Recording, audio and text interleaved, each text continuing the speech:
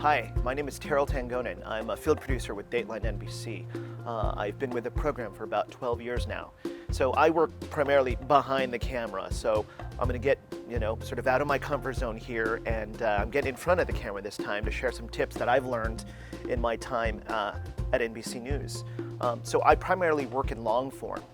So our reports are an hour long or 2 hours long, and so our production periods tend to be a little bit longer. So we are blessed with a little bit more time.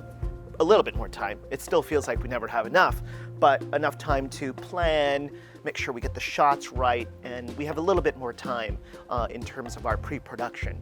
But we are definitely thrown in enough run and gun situations, especially as a field producer, where we have to think quick, act quick, and I'm going to share some of these tips that I've learned along the way. Today, we're going to cover sound and lighting. So we're not going to cover cameras or composition of shots. We're going to just kind of focus on sound and lighting. But with that are a lot of things that I keep in mind that aren't techie at all in terms of ways to get good sound and lighting. Because this job is very technical for sure, but that is not all that it takes. So the first thing I really try to hone in on is making sure that I have a good location. So if you're doing an interview, you want to make sure the location is interesting, visually, has texture, has depth. With a lot of these cameras that we're using today, you want a lot of good depth behind you so that you have interesting shots.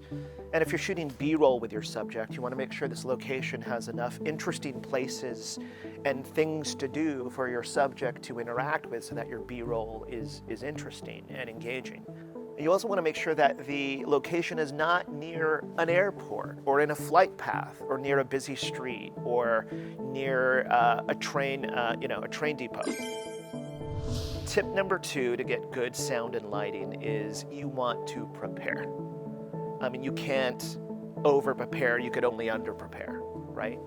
I think as you do this more, your preparation process goes a little bit quicker. But when you're starting out, really devote the time to prepare. What I mean by that is testing your equipment, making sure you have all your equipment. Now, I've been on many shoots where I had everything, and I got to the location, and I forgot my tripod plate. So I didn't have any way to mount my camera to a tripod, so I had to get a bungee cord, and I wrapped it around the camera and the tripod. And I was troubleshooting. Now, it would have been a lot better if I just knew the night before that I had my tripod plate. So you really want to prepare. You want to charge your batteries. You want to make sure that you have all the cables. There's so many details to keep in mind with this job. So you got to be very detail oriented. I don't know what else to say. So I always make sure that I have everything I need. And the more you do this, you're going to realize, all the things that you need. When you're starting out, you might not realize exactly what you need until you're not with it the day of the shoot. Number 3, microphones. There's so many microphones out there for news production. Some sound recordists love one type of microphone, and another sound recordist is in love with another type. So, you can just go down that rabbit hole and just talk about all the different types of microphones and all the different pickup patterns. But generally speaking, you don't want to use the camera mic that comes on your camera, the built-in camera mic. What you really want to do is you want to get that microphone as close to your subject as possible, right? So in news production, a lot of us will use the lavalier, which is what I'm wearing right now. And, I'll sort of, so you know the source of the microphone, right? So right now it's placed right at my chest. And a lot of the activity when someone is speaking is happening right here, so it's kind of in a perfect place. You also want to try to make sure that you have a windscreen, right? Right now it's a pretty windy day here in California, but also when someone's talking, they're creating wind with their mouth, and so that's helping avoid any of the popping that happens with microphones, with the stop plosives, like the P's and that sort of thing.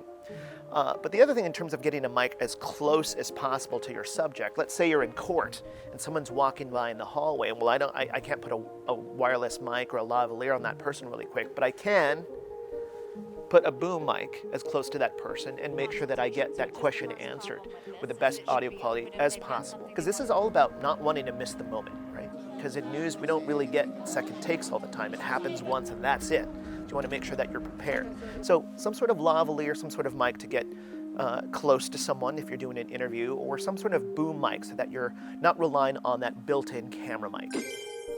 Number 4, we're going to talk about lighting. There's three things that you're trying to keep in mind, right? You have your key light, you have your fill light, and then you have your backlight, right? And that's what you're trying to achieve. Now in news, you can't always do that, right? But you at least want a key light, which in this case, we are using the sun, and I have a silk here that is making sure that the sunlight is not too harsh. And then a fill light, you would have some other light. Sometimes that's light sort of peeking through a window. That could be the fill light. And a backlight, that could be anything, a light that you provide, or sometimes it's a light in the hallway if you're shooting in an office, just to sort of separate your subject from the background. But now, in news, we don't always get that kind of opportunity where we can set up a key light, a fill light, and a backlight. So one thing I always try to keep with me are this LED light. Now, I'm not going to go into the brand or anything like that, but it's an LED light. The great thing is that they're really lightweight. Lights used to be really heavy, and now they're a lot more lightweight, easy to travel with, right? Because we need to be able to travel.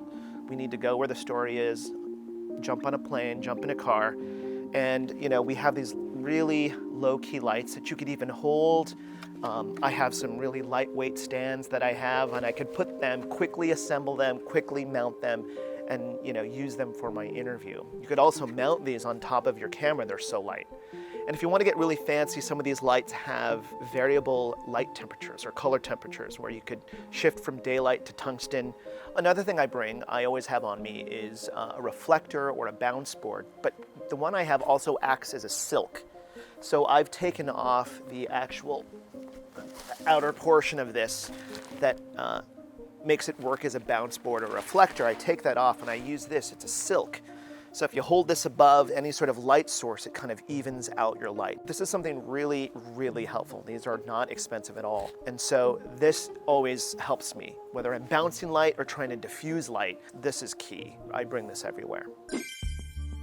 Number 5 is keep it simple, keep it organized. Especially when you're kind of approaching this as a one-man band, you're gonna start to acquire a lot of gear, a lot of accessories, but you want to really keep it simple and keep it organized because in this job you got to act quick and again you don't want to miss the moment, so you don't want to like, oh, where's that battery, where's that cable? So you really want to keep everything organized and keep it simple. You're trying to find that right balance where you're having all the equipment that you think you need, but you want to be able to carry it on your back because you've got to work quickly. So again, I'm not going to go too specific into brands or anything like that, but you want to find yourself a good backpack. And now this doesn't really have all the equipment in it right now because we're using some of it, but it has all these different compartments where I can keep my lenses, my filters, my batteries, and that sort of thing. Very separate, very, very organized, because you want to be able to find everything that you need at a moment's notice. So you want to make sure you keep it simple, keep it organized, and you should be good to go. If you keep some of these 5 things that I've discussed, I think, at least for a starting point, you'll have, a solid shoot, especially when it comes to sound and lighting. I'm really excited for you guys. This is a great career to get into, and it's an adventure. And I've been to so many cool places and been in many different rooms and met a lot of people that I probably wouldn't have otherwise. So this is a great, a way to experience all of that. And record it on camera, and you have it forever. And so that's really exciting. So I also wanted to thank my wife, who I had to teach her how to use some of this equipment today to shoot this. So thank you. So I wish you all the luck.